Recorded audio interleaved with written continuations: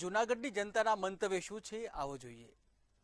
Tuition સંચાલકોની જો વાત કરવામાં આવે તો ક્યાંક ને ક્યાંક જે મોટી ફી ઉઘરાવતા હોય છે તેને લઈને જે કાયદો લાવવામાં આવશે, મન ફાવે જે ફી લે છે ફી પણ નહીં લેવામાં આવે તેને લઈને જો વાત કરવામાં આવે તો આપણી સાથે કેશોદના ઘણા એવા જે લોકો છે કે ટ્યુશન ક્લાસીસ મન ફાવે તેમ ફી નહીં વસૂલી શકે તેવું રાજ્ય સરકાર બિલ લાવશે અને એફએફ જેવા કડક જે કાયદાઓ છે તે લાવવાનું કહી રહ્યા છે। તો આપણી સાથે એને કેશોદના લોકો છે એની સાથે જ વાત કરીને પ્રયત્ન કરીશું। શું કહેશો જો ખાનગી જે ટ્યુશન ક્લાસીસો છે તેને લઈને જે ધમધમી રહ્યા છે એના લઈને જે કાયદો લાવવામાં આવી રહ્યો છે એ બાબતે? મારું નામ રાજુભાઈ બોદર, કેશોદ।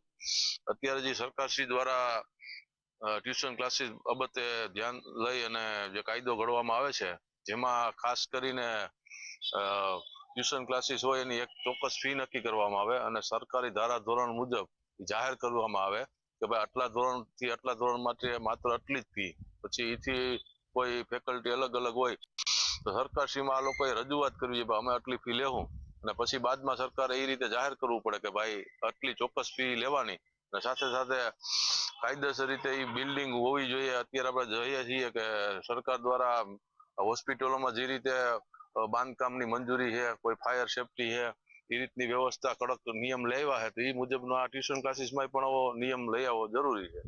આભાર।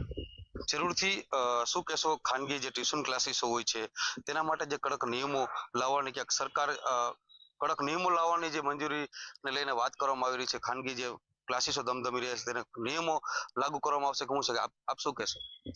સુરતની અંદર જે ટ્યુશન ક્લાસીસની અંદર જે અગ્નિકાંડ બન્યો હતો એ બાદ સરકાર દ્વારા અને નામદાર હાઈકોર્ટ દ્વારા જે ડાયરેક્શન આપવામાં આવ્યું હતું એ ડાયરેક્શનનું આજે પણ ગુજરાતની અંદર કોઈ શહેરોની અંદર ટ્યુશન ક્લાસીસના સંચાલકો એની અમલવારી નથી કરતા, જેને કારણે વિદ્યાર્થીઓની સલામતી અને સુરક્ષા ઉપર જોખમ છે। ત્યારે આ જે સલામતી અને સુરક્ષાને પ્રાથમિકતા આપવી જોઈએ અને ટ્યુશન ક્લાસીસના સંચાલકો દ્વારા દરેક ધોરણના વિદ્યાર્થીઓ માટેના ફીના દર નક્કી કરી અને દરેક વાલીઓને જાહેરમાં દેખાય એ રીતે એની માહિતી જાહેર કરવી જોઈએ, જેથી કરીને વાલીઓ અને વિદ્યાર્થીઓને છેતરાવાનો ડર ન રહે એવી અમારી માંગણી છે। જરૂરથી આપણી સાથે અન્ય વ્યક્તિ છે એમની સાથે વાત કરશું। ખાનગી ટ્યુશન ક્લાસીસના જે આ નિયમો લઈને કેવી અસર પડશે, શું કહેશો? આ ખરેખર આ ન હોવું જોઈએ। વધારાના પૈસા લેવા અને ખોટી ઓલું કરવું એ વ્યાજબી નથી અને નિયમ ધોરણ જ હાલવું જોઈએ। આ સરકારને એટલો સંદેશો છે।